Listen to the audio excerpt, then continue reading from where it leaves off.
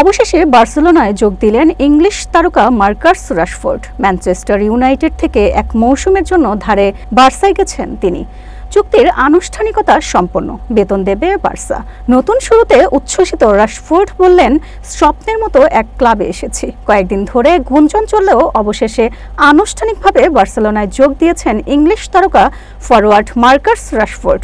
Manchester United থেকে এক মৌসুমের জন্য ধারে বার্সায় গেছেন তিনি।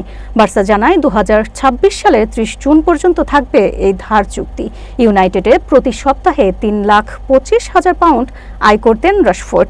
তার ৭৫% বেতন বহন করবে বার্সেলোনা।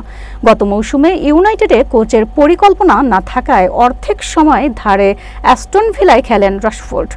বার্সায় যোগ দিয়ে পুরনো ক্লাব নিয়ে কোনো তিক্ততা প্রকাশ না করে তিনি বলেন, ম্যান ইউ শুধু ক্যারিয়ার নয়, জীবনের অংশ। বার্সাকে স্বপ্ন পূরণের জায়গা বলে মন্তব্য করেছেন তিনি।